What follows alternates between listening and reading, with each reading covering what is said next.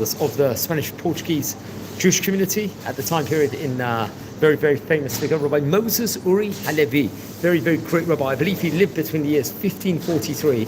He died, I'm not too sure exactly the exact date. Some opinions say around between 1621, possibly 1625.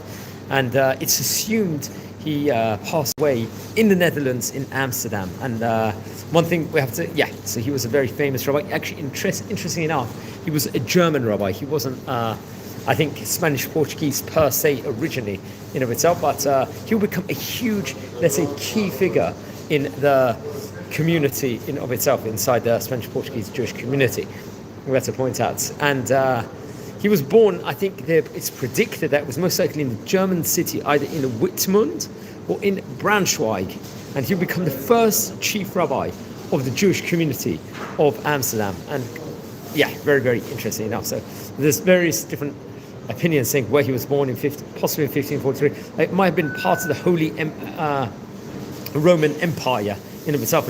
And in Amsterdam, if he passed away there, it was part of the Dutch Republic of that point in time. So let's explore a few of the highlights of the famous rabbi's life over here, because he was very, very well decorated. And we did mention about him quite recently. If you guys recollect, we recorded a historical biography video of the history of the community of the Netherlands. We recorded this, I think, just over a couple of weeks ago. We did, or last week, we finished an 8-part series. So we did very much mention him. I think it was in either the first or the second part, which I recommend everyone to watch those videos, which we had said within regards about him there. So it's very interesting over that, and very, very much recommend people to learn about that. Okay, so let's explore. So he was born, I think his father's name was Joseph ben Ephraim HaLevi, who happened to be a native of Braunschweig itself, respectively. And that's very interesting. I think he would have to leave his hometown in the year 1557 when the Jews were expelled, and he would settle in the East Frisian Emden in that stage in time. And I'm just going to take a short break, because I'm just going to say a blessing, and we're going to continue half a minute. Okay.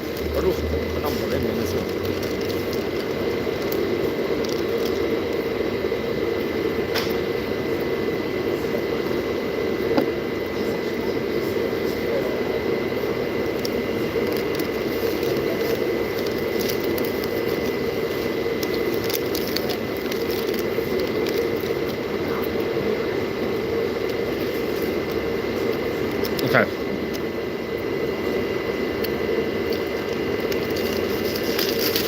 Yeah, sorry about that.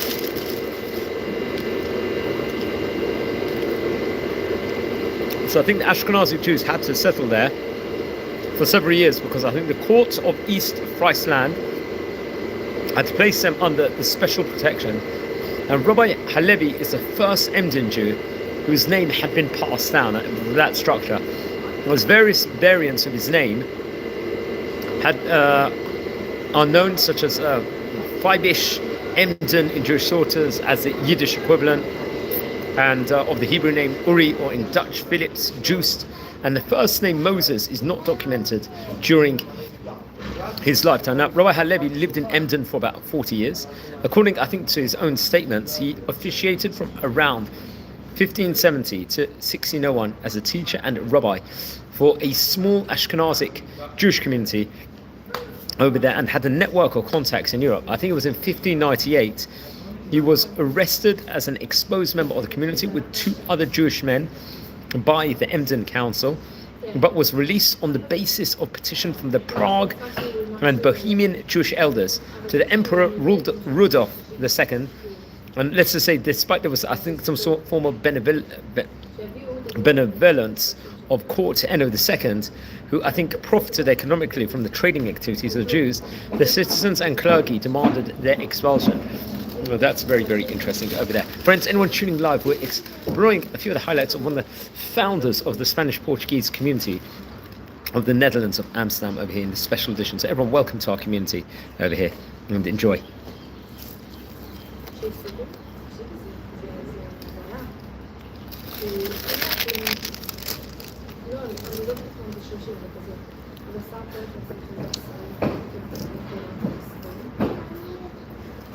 לא, עברות 30, 20 מאז הכניס את האכזות. עברות בצד, וגם וגם פניתי, Okay.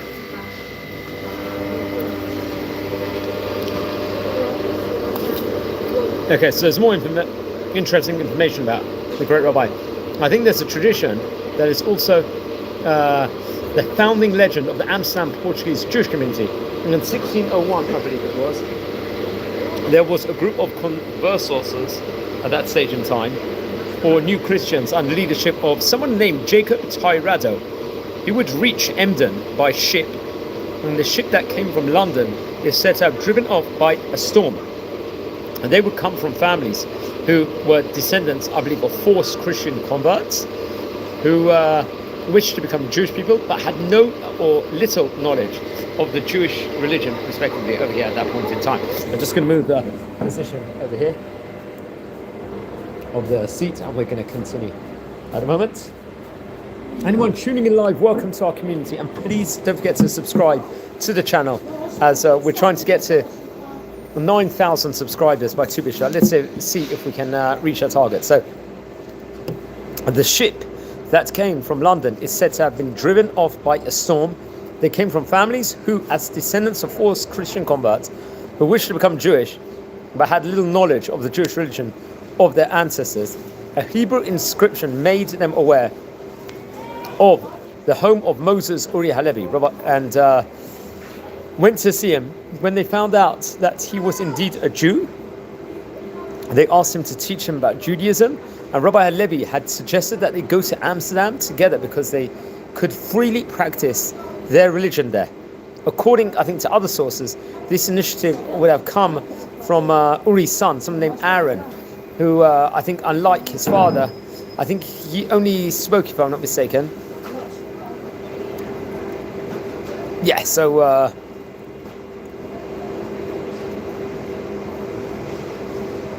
yeah, sorry about this, hold on. Who, unlike his father, who only spoke German, was able to communicate with conversos in Spanish, so he knew how to speak Spanish. The narrative of the events was described by the grandson of Moses and Aaron's son. He was a famous printer named Uri HaLevi. He had a book in 1711. I think it was, if I'm not mistaken, the book Narraco de Vinda dos Jondes Esponsos at Amsterdam. I think there will be another report that would differ in there is, let's say, the establishment of conduct between the group HaLevi, Uri HaLevi's son, Joseph. He is, I think, reported over to have traded with conversos as early as in the year as 1598 and would establish connections over there. So remember, all these connections over there at that point in time was very, very key within regards to it was invaluable just within regards for the community in of itself. That's something we have to point out. Just a few weeks after the arrival in Calvinist Amsterdam, Rabbi Moses HaLevi and his son Aaron are said to have been arrested. The reason for the arrest was the suspicion that masses were being held in Latin in their home, which is why it was assumed that they were Spanish Catholics, let's say, hated in the Netherlands. Both men were released shortly after they had declared that they were Jewish people. And according to, I think there's other information, Rabbi HaLevi was imprisoned again because he earned his money as a fence, a pawnbroker, and a circumciser, which he was able to refute at that point in time, which is very, very interesting. Now, okay, so let's continue over here. The first group of conversos was followed by others from Portugal to Amsterdam. The wealthy Jewish people who traded across Europe were welcome in the impoverished Netherlands, in Holland. They would rent a house in Amsterdam where they were evidently, I think, instructed by HaLevi,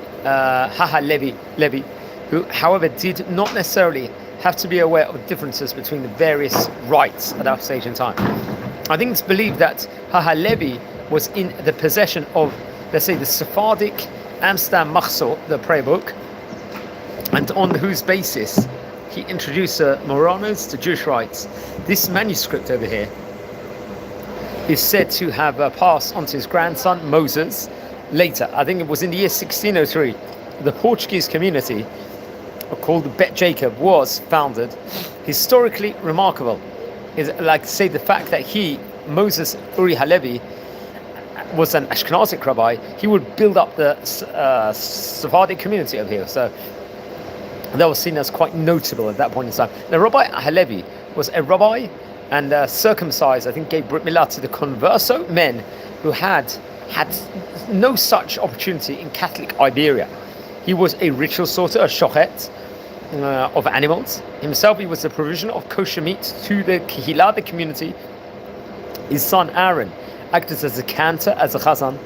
Both are said to have performed a total of around 2,500 Brit Milot, circumcisions.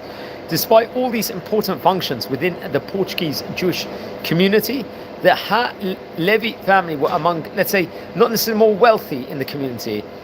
That's what's pointed out over here. So it just proves over there, a lot of the rabbis didn't necessarily get paid for all these very important Jewish life cycle jobs, which in modern day many would get paid for. Just shows that the amazing work a lot of these great rabbonim did for the Kehillah as a whole. Despite all these important functions within the Portuguese Jewish community, yes, they weren't necessarily more well off over here. I think it's interesting, the Ashkenazic descendants of the HaLevi returned special rights within the Sephardic community for around 100 years. These special rights could have been given that have very, very interesting. I think some of these rights will be benefited by Uri HaLevi and the community, I think, if I'm not mistaken, which he gave the Amsterdam machzor as a gift to the Sephardic community in 1669. So very interesting. In addition to Aaron and Joseph, 2 other children are recorded for HaLevi.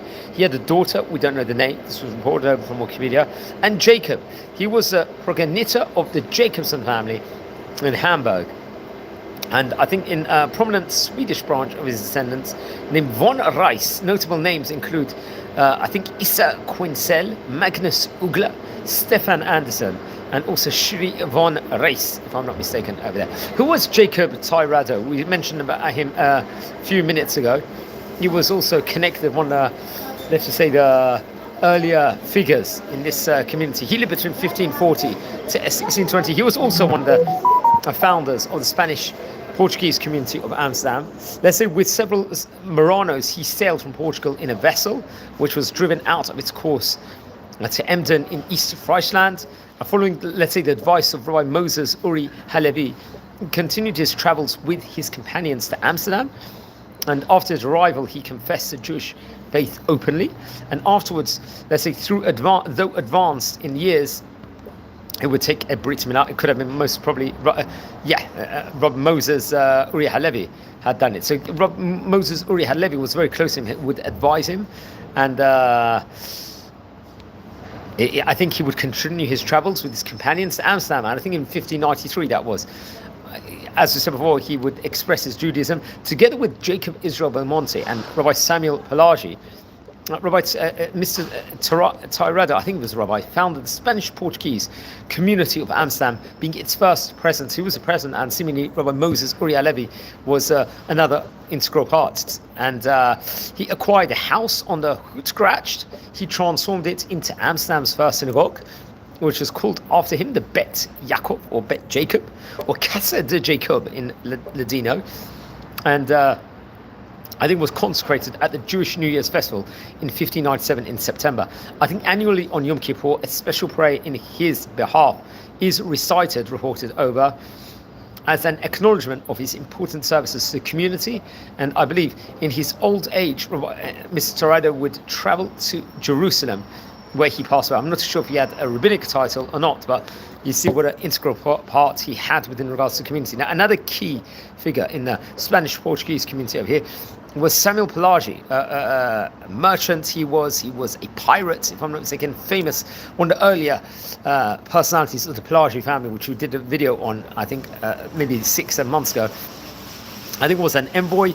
He would conclude a treaty with the Dutch Republic in 1608. His ancestors fled to Morocco during the Reconquista, appointed as an agent under the Saadi Sultan Zaidan Abu Mali. Rabbi I'm not sure if it was Rabbi or not, he would travel to the newly independent Dutch Republic to discuss diplomatic terms with the Dutch against a mutual enemy, the Spanish. I think he died in the Netherlands and brought there due to the intervention of his ally, Maurice of Nassau, helped him when he was arrested by the Spanish.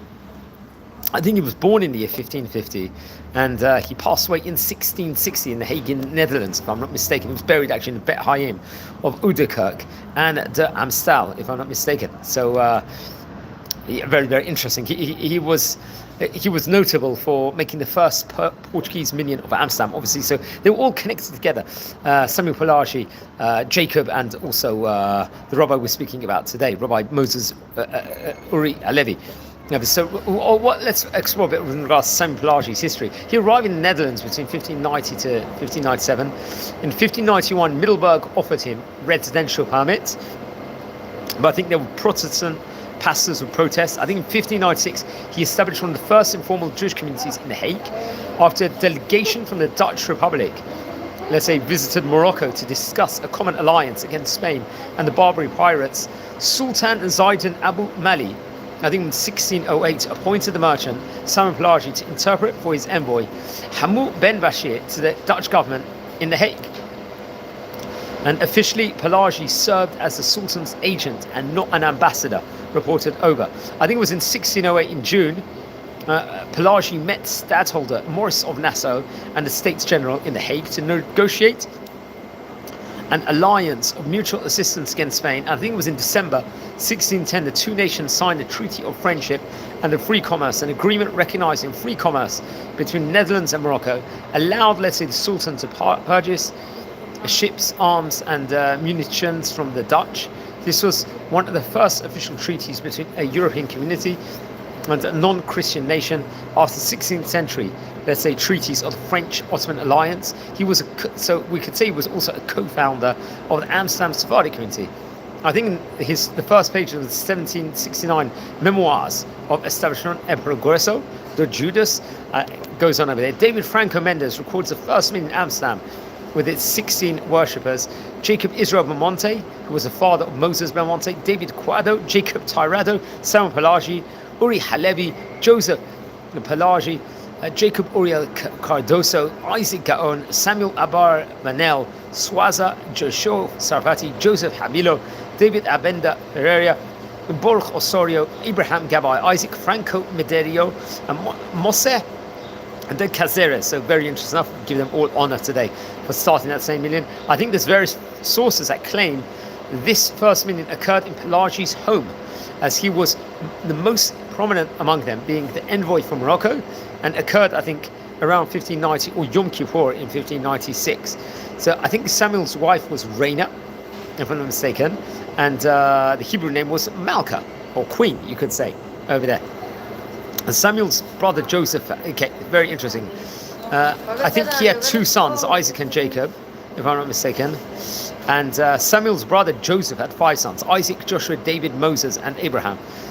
Very interesting. Other men will cite different things and chronicle things ever. Obviously, we know that descendants from the 19th century include 4 phenomenal great rabbis, from 3 in Izmir: Rabbi Chaim Pelagi, we've spoken about before, Rabbi Abraham Pelagi, and Rabbi Rachamim Nissim Pelagi.